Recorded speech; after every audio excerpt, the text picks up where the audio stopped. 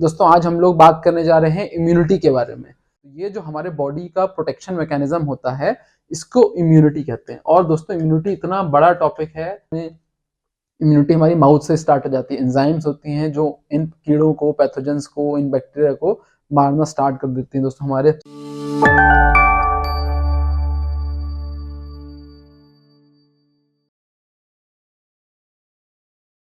Hello friends, welcome to our channel friendly doctor.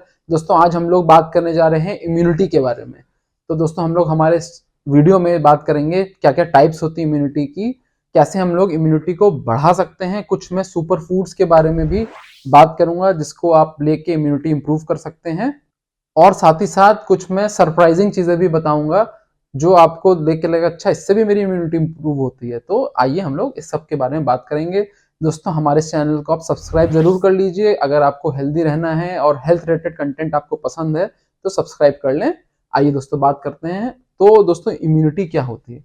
हमारा जो शरीर होता है, हमारा जो बॉडी होता है दोस्तों, निरंतर इस पे कोई ना कोई बैक्टीरिया, वायरस, तरह तरह के पैथोजन, कोई मलेरिया का, कोई डेंगू का, कोई हमेशा हमला करता रहता है। और जहां हम कमजोर पड़े तो वो जो बीमारी है हमको हो जाएगी। तो ये जो हमारे बॉडी का प्रोटेक्शन मैकेनिज्म होता है इसको इम्यूनिटी कहते हैं। और दोस्तों इम्यूनिटी इतना बड़ा टॉपिक है। अब आप लोग देखते होंगे कि कोई टॉनिक पी लिया उससे इम्यूनिटी इंप्रूव हो रही है, कोई ये कर लिया उससे इम्यूनिटी इंप्रूव हो रही है। तो ये इतना छोटी मोटी कोई आसान चीज नहीं होती है कि बस एक चीज को ले लिया हमारी इम्यूनिटी मान लीजिए एक्स थी तो 10x हो गई, ऐसा कुछ नहीं होता है। इम्यूनिटी एक बहुत ही कॉम्प्लेक्स प्रक्रिया है और हमारे शरीर में ऐसे हजारों मैकेनिज्म हैं जो इन तरह के टॉक्सिन जो एलिमेंट्स होते हैं या जो पैथोजेंस होते हैं, बैक्टीरिया, वायरस, उनके खिलाफ लड़ने की जो तरीके होते हैं वो बहुत सारे होते हैं। तो आइए इसको वन बाय वन हम लोग डिस्कस करते हैं। तो दोस्तों बहुत डिफरेंट टाइप्स, 3 से 4 डिफरेंट टाइप्स ऑफ इम्यूनिटी होती है। तो दोस्तों सबसे पहले तो नेचुरल इम्यूनिटी, मतलब जो आप देख भी सकते हैं। तो सबसे इंपॉर्टेंट दोस्तों स्किन, अगर स्किन नहीं होगी तो कोई भी जो बैक्टीरिया होता है वो हमारे स्किन के अंदर चला जाएगा, हमारे ब्लड में चला जाएगा, हमको इन्फेक्शन कर देगा। तो दोस्तों आपकी त्वचा, यहीं से इम्यूनिटी की शुरुआत हो जाती है। अगर आपकी त्वचा हेल्दी है तो आप इम्यून है। हो सकता है आपकी त्वचा ही थोड़ा सा उतना हेल्दी ना हो तो पैथोजन को ट्रांसमिट करने दे तो आप इम्यून नहीं है। आपका जो स्टमक होता है, आप बहुत सारे खाने के साथ बहुत सारे बैक्टीरिया, बहुत सारे पैथोजन खाते हैं। हमारे दोस्तों स्टमक में इम्यूनिटी हमारी माउथ से स्टार्ट हो जाती है। एंजाइम्स होती हैं जो इन कीड़ों को, पैथोजेंस को, इन बैक्टीरिया को मारना स्टार्ट कर देती हैं। दोस्तों हमारे स्टमक, हमारे पेट में बहुत सारा एसिड प्रोड्यूस होता है जो इन पैथोजेंस को मार देता है। तो जो हम लोग खाना खा रहे होते हैं वहां भी हमारी इम्यूनिटी होती है। तो अगर ये हमारा जो एंजाइमेटिक एक्टिविटी है वो हेल्दी है तो हम इम्यूनिटी अच्छी रहेगी। हमारा अगर पेट का डाइजेशन की प्रक्रिया अच्छी है तो हमारी इम्यूनिटी अच्छी रहेगी। तो ये इतना बड़ा वास्ट टॉपिक है। उसके अलावा दोस्तों बात करा जाए, हमारे ब्लड में व्हाइट ब्लड सेल्स होते हैं, ये फाइट करते हैं किसी पैथोजन से। मान लीजिए किसी इन सब रास्तों से बचता बचाता हुआ लाखों की तादाद में, लाखों करोड़ों की तादाद में ये हमला निरंतर करते रहते हैं। उसके अलावा आजकल टॉक्सिन हम इतने लेते हैं, हवा में टॉक्सिन है, खाने में टॉक्सिन है।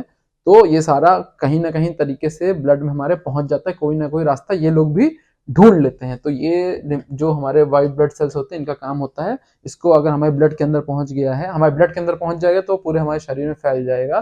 तो ब्लड के अंदर ही ये उसको न्यूट्रलाइज करने का काम, वहीं पे प्रक्रिया स्टार्ट हो जाती है। तो दोस्तों इस सब पूरे को कहते हैं नेचुरल इम्यूनिटी। दोस्तों अगला होता है एक्वायर्ड। जो कोई पैथोजन, मान लीजिए ये पैथोजन कोई हमला कर रहा था यहाँ पे, तो ये बहुत सारे सेल्स होते हैं, टी सेल्स होते हैं, बी सेल्स होते हैं, ये इसके अकॉर्डिंग एंटीबॉडी बनाते हैं। ये जो हमलावर होता है इसको एंटीजन बोलते हैं, एंटीजन।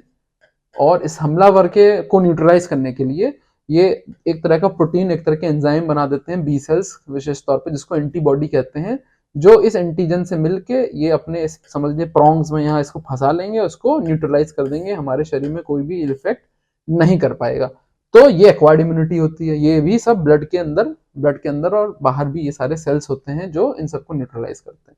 अगला दोस्तों, जो बच्चा पैदा होता है वो तो अभी पैदा हो रहा है, तो उसको माँ अपनी ममता के साथ इम्यूनिटी भी बच्चे को दे रही होती है।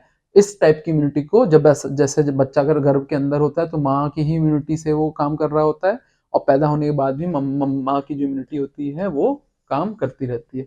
उसके अलावा दोस्तों एक होता है जनता की इम्यूनिटी, यानी कि हर्ड। हम लोग एज अ ह्यूमन रेस, मान लीजिए हम लोग एक परिवार में 15-20 लोग हैं, इसको इन्फेक्शन हुआ तो ये भी इम्यून हो गया, ये भी इम्यून हो गया, सब लोग इम्यून हो गए और मैं इम्यून नहीं था उस पैथोजन से, तो पैथोजन वैसे ही अपने आप कमजोर हो जाएगा। वो उनको इफेक्ट करेगा तो वहां मारा जाएगा, उनको इफेक्ट करेगा तो वहां मारा जाएगा, तो वो जो कीटाणु होगा, जीवाणु होगा, वो वैसे ही अपने आप कमजोर हो जाएगा। दोस्तों इसको कहते हैं हर्ड इम्यूनिटी। इसका दोस्तों हम लोग पोलियो की जो खुराक होती है सबको एक साथ देते हैं ना, वो इसीलिए देते हैं कि सारे बच्चे इम्यून हो गए, तो अगर मान लो किसी को नहीं लगी या पोलियो का वायरस आया भी, उतना कमजोर कर देंगे उसको तो किसी बच्चे को पोलियो नहीं कर पाएगा। इसलिए ये जो पोलियो का प्रोग्राम चलता है सब पूरी कम्युनिटी में एक साथ चलता है, ताकि इस तरह से इम्यूनिटी डेवलप हो पाए। तो ये पूरी हम लोग की कम्युनिटी की, पूरे हम लोग जो एज अ ह्यूमन रेस हैं, वो बहुत सारे ऐसे पैथोजन से इम्यून हो गए हैं, होते जाते हैं, तो इसको बोलते हैं दोस्तों हर्ड इम्यूनिटी। तो ये दोस्तों डिफरेंट 4 टाइप्स ऑफ इम्यूनिटी थी। अब दोस्तों अगर इम्यूनिटी बढ़ानी है, जो इसका टॉपिक है, तो सबसे तो श्योर शॉट होता है भाई वैक्सीन लगवा लो। बहुत सारी ऐसी, बच्चों में तो नेशनल इम्यूनाइजेशन शेड्यूल चलता है जिसमें पोलियो की अभी मैं बात ही कर रहा था, हेपेटाइटिस बी की, बहुत सारी मम्स, रुबेला, ये सब बहुत सारे जो पैथोजेंस होते हैं इनकी वैक्सीन चल रही है। अभी लेटेस्ट आप लोगों ने कोविड में भी वैक्सीन लगवाई थी। वैक्सीनेशन शेड्यूल, जो वैक्सीनेशन के बाद से कोविड कहीं ना कहीं कमजोर हो गया और आज वो वर्चुअली नॉन एग्जिस्टेंट है, वो हमारे दुनिया से गायब हो चुका है, वर्चुअली वो गायब हो चुका है। तो ये इस प्रकार से वैक्सीनेशन एक बेस्ट फॉर्म होता है। तो ये तो आपने लगवा के करा लिया। अब आप, जैसे मैं बता रहा था कि ये बहुत ही वास्ट टॉपिक होता है, हम लोग को पूरे शरीर, अब आप क्या मतलब एक्टिविटी करें कि आपकी इम्यूनिटी अच्छी रहे, चुस्त दुरुस्त रहे, आपको बहुत ज्यादा जल्दी जल्दी बार बार आप बीमार ना पड़े। बहुत सारे दोस्तों बीमारियां हो चुकी हैं, कहीं ब्रेन में इन्फेक्शन हो रहा है, आप यू नेवर नो कब आपको कौन सा पैथोजन मिल जाए, कोई पेट का चल रहा है, कोई वायरल इन्फेक्शन चल रहा है, और कब आपको बहुत ज्यादा क्रिटिकल हो जाए, बहुत ज्यादा सीरियस हो जाए। तो अपना एक बेसिक जो अपने हाथ में है, वो हम लोग क्या क्या चीजें करें, तो आइए उसको हम लोग वन बाय वन डिस्कस करते हैं। तो सबसे पहले तो हमारा डाइट में बैलेंस डाइट होना बहुत आवश्यक है। नॉर्मल अमाउंट जो प्रोटीन होता है, सारे जो माइक्रो न्यूट्रिएंट्स होते हैं, सारे वाइटामिन हमको मिले, ठीक है, तो ये सारे जिंक वगैरह ये सारी चीजें मिले, जो भी नॉर्मल इम्यूनिटी बनाने के लिए सारे सारे कंपोनेंट्स थोड़ा थोड़ा काम करते हैं, प्रोटीन वाइटामिन ये सब मिलके, तो उसको लेने के लिए हम लोग प्रॉपर जो ग्रीन लीफी वेजिटेबल्स हैं वो प्रॉपर लिया जाए, फ्रूट्स प्रॉपर लिया जाए, कलरफुल जो फ्रूट्स होते हैं तरह तरह की वाइटामिन देते हैं और तरह तरह की इम्यूनिटी हमारी डेवलप होती है। विटामिन सी को देने वाले फ्रूट्स होते हैं, वो इम्यूनिटी को डेवलप करते हैं। नॉर्मल प्रोटीन हम लोग को लेना चाहिए। कुछ विशेष में सुपर फूड्स बोल सकते हैं इनको, जो इम्यूनिटी के लिए बहुत ज्यादा लाभदायक होते हैं, उनको हम लोग डिस्कस करते हैं सुपर फूड्स। तो दोस्तों सबसे पहले लहसुन सुपरफूड, अदरक सुपरफूड, ये जो सिट्रस फ्रूट्स होते हैं, विटामिन सी जिनमें होता है, नींबू हो गया, संतरा हो गया, मौसमी हो गया, ये सारे, हल्दी, ये दोस्तों विशेष तौर पे जो सारे फूड्स, और एक ग्रीन टी, ये 4-5 जो फूड आइटम्स मैं डिस्कस कर रहा था, ये हमारी इम्यूनिटी के लिए बहुत ज्यादा लाभदायक होते हैं।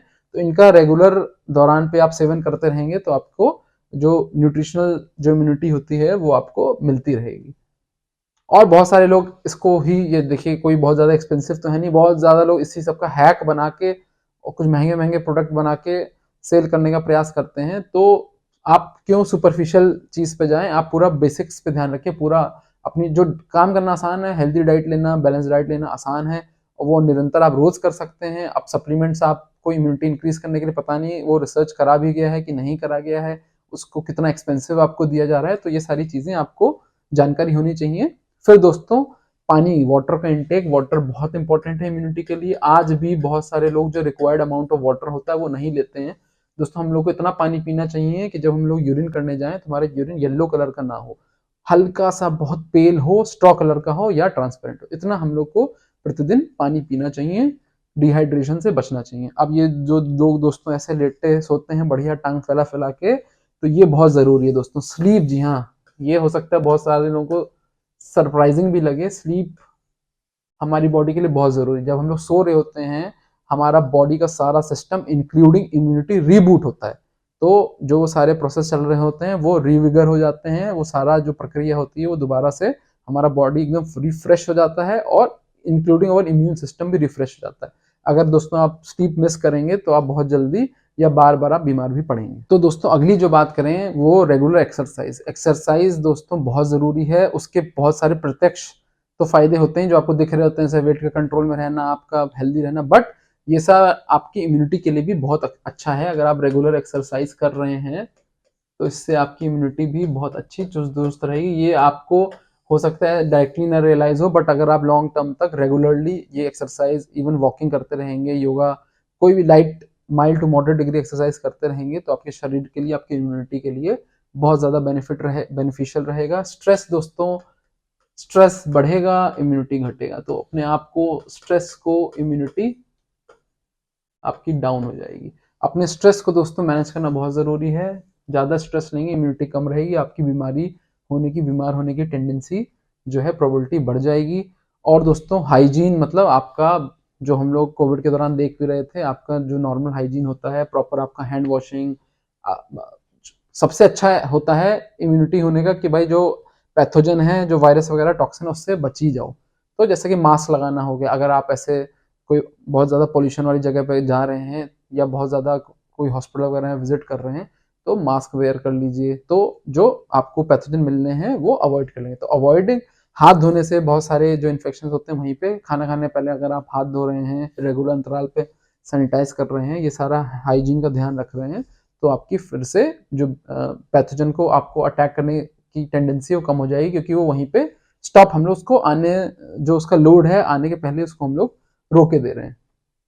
और दोस्तों अल्कोहल और स्मोकिंग एंड अल्कोहल हमारे बॉडी को बहुत ज़्यादा डिस्टर्ब करते हैं। ये तो हम लोग को टोटली स्टॉप कर देना चाहिए। अल्कोहल बिल्कुल बंद कर देना चाहिए, हमारे इम्यूनिटी के लिए बहुत ज़्यादा हानिकारक है। और तो और इनमें तो कैंसर कॉज, इनमें तो खुद ही टॉक्सिन होते हैं, तो इन्हीं से तो बचने की हमारी बॉडी तैयार कर रही है, और हम लोग खुद ही अपने टॉक्सिन दे रहे हैं, फिर चाह रहे हैं हमारी इम्यूनिटी इंप्रूव हो जाए। तो ऐसा नहीं है कि आप स्मोकिंग करते रहेंगे, अल्कोहल पीते रहेंगे, आप सुपर फूड्स खाते रहेंगे, कोई सप्लीमेंट खाते रहेंगे तो आपकी बॉडी वो कुछ ज़्यादा उसको न्यूट्रलाइज कर लेगी। तो जो इनके इल इफेक्ट्स होते हैं उनको न्यूट्रलाइज करने का कोई भी रास्ता नहीं होता, कोई भी ऐसी मेडिसिन नहीं होती है जो आप ले लें, और या कोई सप्लीमेंट होता नहीं है जो जिसको आप सेवन करके इनके जो एडवर्स इफेक्ट होते हैं उनको आप अवॉइड कर सकें। और दोस्तों सोशलाइजिंग, जी हाँ, सोसाइटी में हंसना, मिलना, बैठना, बात करना, इसको भी पाया गया है कि इससे भी हमारी इम्यूनिटी इंप्रूव होती है। जी हाँ, तो सोशलाइजिंग अगर आप ना नहीं कर रहे हो तो इसको थोड़ा सा स्टार्ट करें, या हमारे सेहत के लिए, हमारे स्वास्थ्य के लिए अच्छा होता है।